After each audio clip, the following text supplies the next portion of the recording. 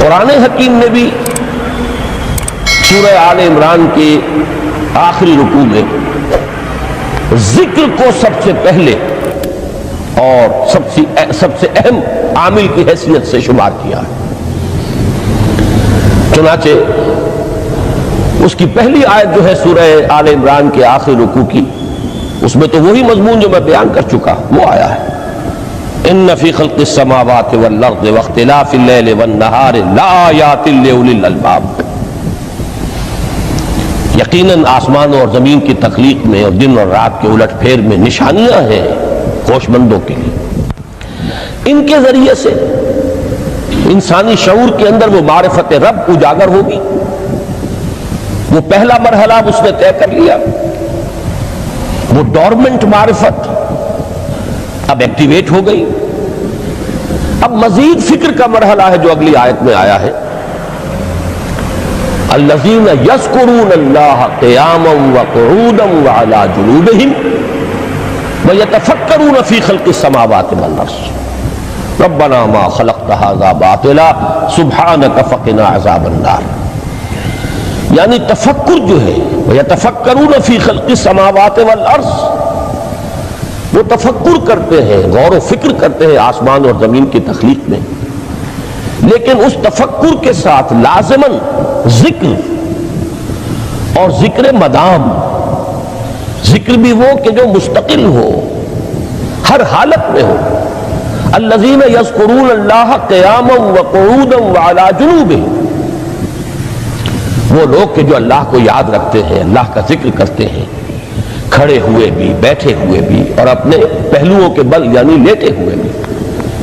اب ان تین کے سوا تو کوئی پوزیشن انسان کی نہیں ہے، اسی کا نام ہے دوام ذکر۔ اور اس کے ساتھ اگر وہ تفکر کرتے ہیں تو ان کا فکر اگلی منزل تک پہنچتا ہے۔ تو پہلی شے تھی فکر انسانی کی صحیح رخ پر مزید پیش قدمی اور پیش رفت، اور اس کے لیے لازم ہے ذکر و فکر کا امتزاج۔ دوسری چیز کو لیجئے عمل کی درستی۔ اس عمل کی درستی کے لیے اللہ تعالیٰ کے ساتھ ایک گہرے تعلق کی ضرورت ہے، اس لیے کہ صبر کی بحث میں یہ مضامین شاید آپ کے سامنے آ گئے ہو کہ صبر، جہاں مصیبت پر صبر ہوتا ہے، تکلیف پر صبر ہوتا ہے، اللہ کے احکام پر جمنا یہ بھی صبر ہے،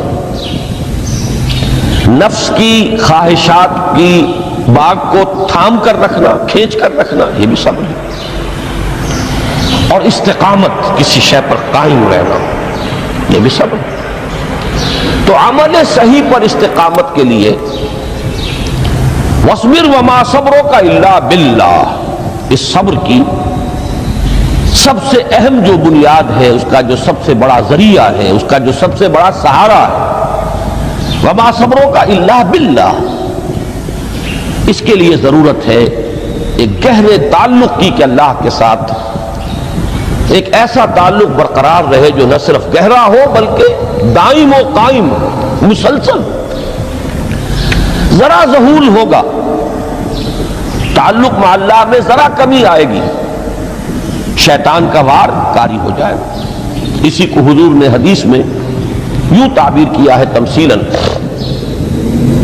کہ جو دل اللہ کی یاد سے غافل ہے اس پر، فارسی کا وہ مقولہ بھی ہے کہ خانہ خالی را دیو میں گیرت، گھر خالی رہے تو جنات اس پر دیو جو ہے آ کر قبضہ جما لیتے ہیں۔ تو خانہ قلب جو ہے اگر یاد خدا بندی سے خالی ہو گیا تو شیطان ابلیس لعین اپنی تھوتنی ٹکا دیتا ہے۔ یہ لفظ آتا ہے سور کے منہ کے لیے تھوتنی، جس طرح اس کا نکلا ہوا سا منہ ہوتا ہے آگے، تو یہ لفظ استعمال کیا گیا کہ وہ اپنی تھوتنی انسان کے دل پر جما کر اور پھونکے مارنی شروع کر دیتا ہے۔ تو شیطان کو موقع ہی تب ملتا ہے جب انسان کے تعلق مع اللہ کے اندر کمی، وہ خانہ بالکل خالی ہو گیا ہو یا اتنا ضعیف ہو گیا ہو کہ کل عدم ہو جائے، گویا کہ نہیں۔ تیسری چیز کی طرف آئیے روحانی ترقی. روحانی ترقی کے لیے میں ایک اصطلاح کے سامنے لا رہا ہوں. اس سے مراد کیا ہے؟ روحانی ترقی کے لیے ہماری دینی اصطلاح ہے تقرب الی اللہ. اللہ سے قریب تر ہوتے چلے جانا. اس پر میرا ایک کتابچہ بھی ہے. تقرب الی اللہ کے دو مدارج، دو درجے، جو در حقیقت ایک حدیث نبوی علیہ الصلوۃ والسلام ہی پر مبنی ہے کہ حضور نے ایک درجہ قرار دیا ہے تقرب بالفرائض. فرائض کے ذریعے سے انسان اللہ کے قرب حاصل کرے. ایک ہے تقرب بالنوافل، نوافل کے ذریعے سے اللہ کا قرب حاصل کرے. ان میں کیا نسبت و تناسب ہے؟ اہمیت کے اعتبار سے کون بڑھ کر ہے؟ بلندی کے اعتبار سے کون بڑھ کر ہے؟ یہ تمام مسائل میں نے اپنی اس تقریر میں بیان کیے تھے جو اس کتابچے میں شائع ہوئی ہے. اس وقت میں اس کی تفصیل میں نہیں جا رہا، صرف یہ تذکرہ اس لیے کر رہا ہوں کہ جن کو بھی خواہش ہو جائے وہ اس کا مطالعہ کرے. ہماری اس وقت کی گفتگو سے وہ کتابچہ اس جگہ پر منسلک ہوگا. تو تقرب الی اللہ، یہ تقرب کوئی فزیکل فینومینن نہیں ہے، جسمانی یا مادی مسئلہ نہیں ہے. اللہ سے قرب یہ نہیں ہے کہ کوئی کروڑوں میل کا فاصلہ ہے، اب ہمیں کوئی رسی پر چڑھنا ہے اوپر بڑی محنت اور مشقت سے. فصل تو ہے ہی نہیں، فاصلہ ہے ہی نہیں، موت ہے ہی نہیں. نحن اقرب الیہ من حبل الورید. ہم تو انسان سے اس کی شہرگ سے بھی زیادہ قریب ہیں. ہوا معکم اینما کنتم، وہ تو تمہارے ساتھ ہی ہوتا ہے جہاں کہیں بھی تم ہو. بس صرف یہ کہ تمہاری توجہ نہیں ہوتی، تم اور چیزوں میں مشغول و مصروف رہتے ہو، تم ہماری طرف دھیان ہی نہیں دیتے، تم ہماری طرف متوجہ ہی نہیں ہوتے. ہم تو مائل بے کرم ہے، کوئی سائل ہی نہیں، راہ دکھلائیں کسے رہنم منزل ہی نہیں.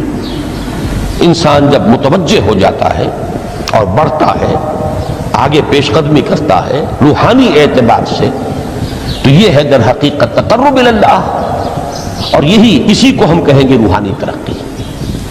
اب ان تین چیزوں کو اگر آپ نے ذہن میں جما لیا، پھر میری بات کی ترکیب اس کو ذہن میں قائم کیجئے. ہم چلے کہاں سے؟ کہ دین کے ساتھ اصل مناسبت فلسفے کی نہیں، حکمت کی. نمبر 2، حکمت قرآنی کا پہلا اور اہم ترین اور بنیادی مسئلہ معرفت رب کا حصول ہے. اس کا نتیجہ شکر خداوندی ہے. اس کا ذریعہ آیات آفاقی، آیات انفسی، اور سب سے بڑھ کر آیات قرآنیہ ہے جو الذکر ہے، جو تذکرہ ہے، جو ذکرہ ہے. لیکن اس پہلے مرحلے کو اگر کوئی انسان بفضل ہی تعالی، اللہ کے فضل و کرم سے طے کر لے، اب اس کے سامنے تین مسئلے. فکر کی مزید پیش رفت، مزید پیش قدمی صحیح رخ پر. اس کے لیے ذکر اور فکر دونوں کا امتزاج لازمی ہے. فقر قرآن اختلاط ذکر و فکر. الذین یذکرون اللہ قیاما وقعودا وعلی جنوبہم ویتفکرون فی خلق السماوات والارض. دوسری شے عمل کا درست رہنا، نہ افراط و تفریط ہو، عدم توازن ہو، نہ انسان نفس سے مغلوب ہو جائے، نہ انسان جذبات کی رو میں اندھا ہو جائے، نہ انسان ماحول سے مرعوب ہو کر متاثر ہو جائے. صحیح رخ پر اس کا عمل. نمبر 3، روحانی ترقی، جو اصل حاصل ہے، جو اصل مقصود ہے. نمبر 2 چیز کے لیے تعلق مع اللہ ضروری، نمبر 3 کے لیے تقرب الی اللہ. اب غور کیجئے، ان تینوں چیزوں کا بڑا گہرا تعلق ہے نماز کے ساتھ. ان تینوں کے لیے ستون کی حیثیت نماز کو ہے. لہذا ایمان کے بعد یا معرفت رب کے بعد حکمت دین کا اہم ترین مسئلہ نماز، صلاۃ. اس لیے کہ ایک طرف یہ انسان کو اللہ کے ساتھ ایک گہرے تعلق کا ذریعہ فراہم کرتی ہے. اپنے تمام مصروفیات میں سے ان مشغولیتوں میں جن میں گم ہونے کا خدشہ ہوتا ہے، نکلو۔ 24 گھنٹے کے معمولات میں سے کم 5 مرتبہ تو لازماً نکلو، اور اپنے آپ کو ذرا، اپنے حواس کو بھی، اپنی باطنی کیفیات کو بھی ذرا تازہ کرو۔ اگر کوئی گندگی، نجاست، کسی طرح کی ناپاکی کا کوئی معاملہ ہے، طہارت حاصل کرو۔ طہارت سے تمہارے اندر روح کو بھی بالیدگی ہوگی، تمہارے حواس بھی تازہ ہوں گے، تم گویا کہ بحیثیت کل تمہاری ہستی چاق و چوبند ہو جائے گی۔ وہ کسل، وہ سستیاں، وہ جو ایک کثافتیں ہوتی ہیں، ان سب سے نجات حاصل کرو، اور اب اپنے رب کے حضور میں کھڑے ہو جاؤ، اس کے ساتھ اپنا عہد بھی تازہ کرو، اس کی اہم صفات کو بھی اپنے ذہن میں پھر مستحضر کرو۔ یہی وجہ ہے، دیکھیے میں نے جو آیات آپ کو شروع میں سنائی تھی، سورہ لقمان کی 2 آیتیں، پہلی آیت میں اس کا ترجمہ کر چکا، دوسری آیت وَلَقَدْ وَإِذْ قَالَ لُقْمَانُ لِابْنِهِ وَهُوَ يَعِظُهُ يَا بُنَيَّ لَا تُشْرِكْ بِاللَّهِ إِنَّ الشِّرْكَ لَظُلْمٌ عَظِيمٌ۔ اس کے بعد درمیان میں کچھ مضمون آ کر پھر وہ آیہ مبارکہ آئی، یا بنی اقم الصلاۃ وامر بالمعروف وانہ عن المنکر واصبر علی ما اصابک۔ گویا کہ اہم ترین چیز، بنیادی ترین چیز، اللہ کو محض پہچان لینا کافی نہیں ہے، یاد رکھنا ضروری ہے۔ اللہ یاد رہے گا تو فکر صحیح آگے بڑھے گا، اللہ یاد رہے گا اور اس کے ساتھ ایک گہرا تعلق جو ہے برقرار رہے گا تو عمل درست رہے گا۔ بالکل یہی بات سورہ طٰہٰ میں جو پہلی وحی حضرت موسیٰ علیہ السلام پر ہوئی، اور پہلا مخاطبہ ہے، چونکہ حضرت موسیٰ کو یہ انبیاء کرام کے مقدس گروہ میں ایک امتیازی حیثیت حاصل ہے کہ ان سے براہ راست گفتگو ہوئی ہے، اگرچہ صرف ایک پردہ تھا، اوٹ من ورائے حجاب گفتگو ہوئی ہے، لیکن یہ کہ کوئی فرشتے کا درمیانی جو ہے وہ لنک نہیں تھا، براہ راست اللہ تعالیٰ نے حضرت موسیٰ علیہ السلام سے کلام فرمایا۔ کلم اللہ موسیٰ تکلیما، موسیٰ سے تو اللہ نے کلام فرمایا جیسے کہ کلام کیا جاتا ہے۔ تو پہلا مخاطبہ ہے، یہ پہلا مکالمہ ہے، پہلی وحی کہیے، اسی میں یہ الفاظ بھی موجود ہیں، اننی انا اللہ لا الہ الا انا فاعبدنی واقم الصلاۃ لذکری۔ یہ گویا کہ حکمت قرآنی کا ایک بہت بڑا خزانہ ہے یہ آیت مبارکہ، کہ خود حضرت موسیٰ علیہ السلام کو جو ہدایت دی جا رہی ہے، میں ہوں، میں اللہ، اننی انا اللہ لا الہ الا انا، میرے سوا کوئی معبود نہیں، فاعبدنی، بس میری بندگی، میری عبادت، میری پرستش، میری محبت، اس کو اختیار کرو۔ وَأَقِمِ الصَّلَاةَ لِذِكْرِي، اور نماز کو قائم رکھو میری یاد کے لیے۔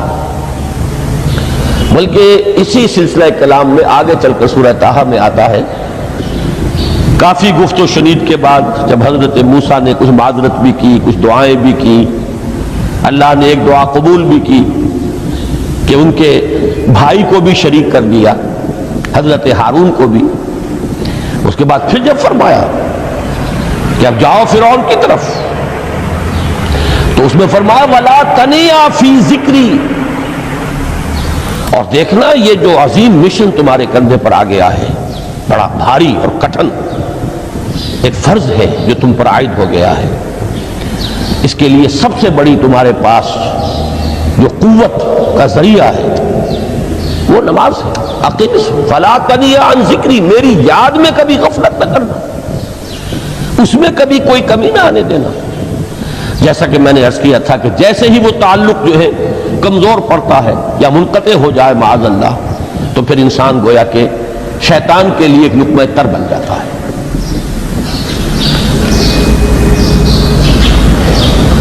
اب آپ غور کیجئے تیسری شے تقرب اللہ،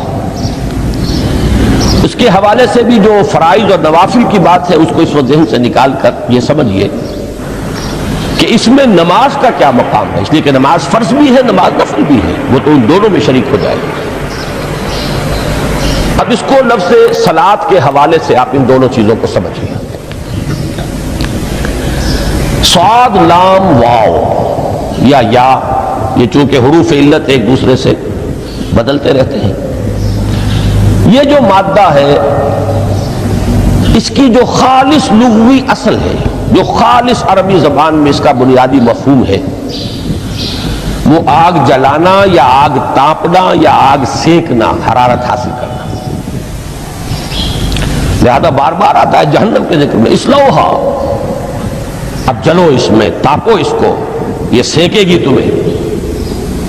بلکہ تفتلون کا لفظ آیا ہے حضرت موسیٰ کے کلام میں، جب وہ گئے تھے کوہ طور پر، جب پہنچ گئے تو تھے آگ تک کی تلاش میں، لعلکم تفتلون، تو اپنے اہل خانہ سے یہی کہا تھا کہ مجھے کہیں وہ روشنی نظر آ رہی ہے، غالباً کوئی وہاں سے آگ مل سکے گی، ورنہ یہ کہ کوئی رہنمائی کو رستہ مجھے مل سکے گا، میں وہ آگ لے آؤں گا، کوئی چنگاری وہاں سے لے آؤں، لعلکم تفتلون، تاکہ تم، اب یہ اصطلاح در حقیقت باب افتعال ہے، اور یہ تے یہاں پر توئے کی شکل اختیار کر گئی، تا نے توبل کی صورت اختیار کی صاد کی وجہ سے۔ بہرحال اس کا سب سے بنیادی مفہوم جو ہے وہ ہے تاپنا، سکائی حاصل کرنا، حرارت۔ اس کے حوالے سے سمجھ لیجئے کہ سب سے بنیادی تعلق اس کا جو ہے وہ روح کے ساتھ ہے۔ روح میں محبت خداوندی کی آگ اگر ٹھنڈی پڑ گئی ہو، اگر محبت خداوندی کی حرارت میں کمی ہو رہی ہو، تو اس کو اثر نو، جس کو کہ میں آج سوچ رہا تھا تو ایک لفظ ذہن میں آیا کہ جیسے بیٹری اس کو ریچارج کیا جاتا ہے، اسی طریقے سے روح کے اندر محبت خداوندی کی اس حرارت کو اثر نو تازہ کرنا، یہ ہے در حقیقت نماز کا اصل مقصد۔ اس لیے کہ اس لفظ کا بنیادی مفہوم، اصل لغوی مفہوم تو یہ، اگرچہ اس کا سب سے زیادہ کثرت سے جو استعمال ہوتا ہے، اور لفظ صلاۃ جس سے در حقیقت جس تصور پر مبنی ہے وہ ہے اقدام، کسی کی طرف متوجہ ہونا اور پھر دعا۔ صلاۃ کا سب سے قریبی مفہوم لفظی جب بیان کیا جائے گا، اس سے مراد، اس کے معنی، تو دعا اس میں اہم ترین ہے۔ کسی کی طرف توجہ کرنا، مناجات کرنا، گفتگو کرنا، مخاطبہ، مکالمہ، دعا، یہ در حقیقت صلاۃ کا سب سے بڑا اصطلاحی مفہوم ہے۔ لیکن جو اس کا مادہ ہے، صاد لام واو یا صاد لام یا، اس کا اصل مفہوم جو ہے وہ تاپنا، حرارت حاصل کرنا۔ تو ان دونوں کے حوالے سے عرض کر رہا ہوں، وہ تاپنا اور حرارت حاصل کرنا وہ ہے روح کے اعتبار سے۔ وہ جو کہا اقبال نے کہ بجھی عشق کی آگ اندھیر ہے، مسلمان نہیں راہ کا ڈھیر۔ یہ عشق کی آگ جب بجھ جاتی ہے، در حقیقت یہی تو انسان کی روحانی موت ہے۔ جب یہ نہ رہے تو چاہے منطق میں بہت انسان ماہر ہو، مجھے اقبال کا ایک شعر یاد آیا ہے تقابل کرتے ہوئے، ایک انسان محکوم اور ایک انسان حر، آزاد انسان، ان کی نفسیات میں جو بنیادی فرق علامہ اقبال نے مختلف مواقع پر بیان کیے ہیں۔ محکوم ہے بیگانہ اخلاص و مروت، ہر چند کے منطق کی دلیلوں میں ہے چالاک۔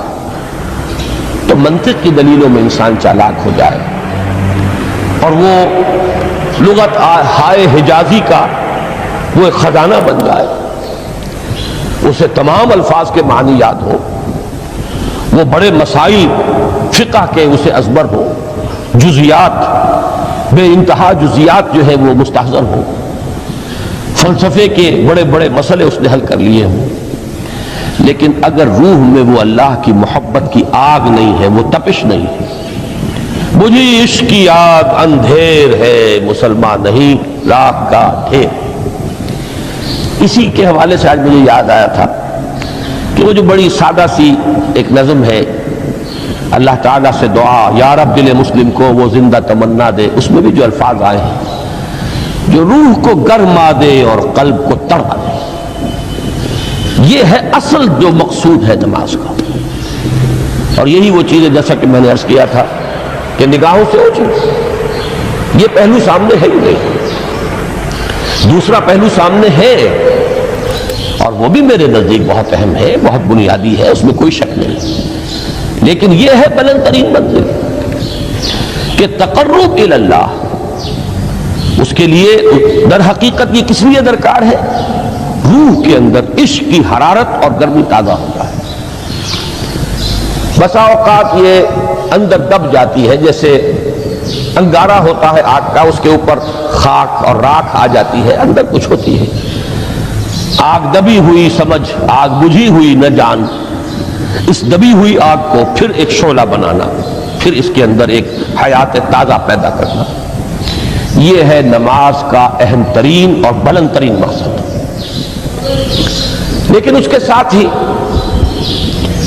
اس نماز میں ذکر ہونا، اس کا یہ ذکر ہے، اور ذکر کی جب میں فہرست بیان کیا کرتا ہوں بہت سے حضرات کے سامنے ہوگا کہ ذکر کا در حقیقت مفہوم ہے استحضار اللہ فی القلب۔ ہمارے ہاں غلطی سے جو ذرائع ذکر ہے انہیں ذکر قرار دے دیا گیا ہے۔ نماز ذکر نہیں ہے، نماز ذکر کا ذریعہ ہے۔ اقیم الصلاۃ لذکری، نماز قائم کرو میرے ذکر کے لیے۔ یہ اللہ اللہ کہنا یا ادعیہ معصورہ جو حضور صلی اللہ علیہ وسلم کی مسنون دعائیں ہیں، انہیں اپنے تمام معمولات دنیاوی کے ساتھ ساتھ ان دعاؤں کو بھی انسان پڑھتا رہے، اللہ سے دعا کرتا رہے، یہ تمام ذرائع ذکر ہیں۔ سبحان اللہ الحمدللہ الحمدللہ، اس کا آپ ورد کیجئے، یہ بھی ذریعہ ذکر ہے۔ حقیقت میں ذکر ہے استحضار اللہ فی القلب، اللہ کو دل میں لے آنا، اللہ کو دل میں حاضر کر لینا، اصل میں تو ترجمہ ہوگا، لیکن حاضر جاننا، یہ کیفیت جو ہے انسان کو حاصل ہو جائے۔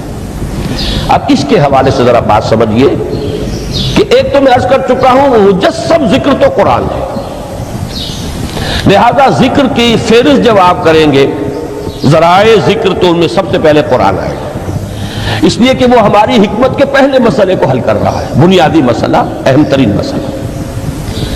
دوسرے نمبر پر ذکر جو ہے، اب اس کے لیے کچھ اصطلاحات جو میرے مختلف دروس میں شاید آپ کے سامنے بعد میں آئیں یا پہلی آ چکی ہوں، ان کے حوالے سے میری بات سمجھیے۔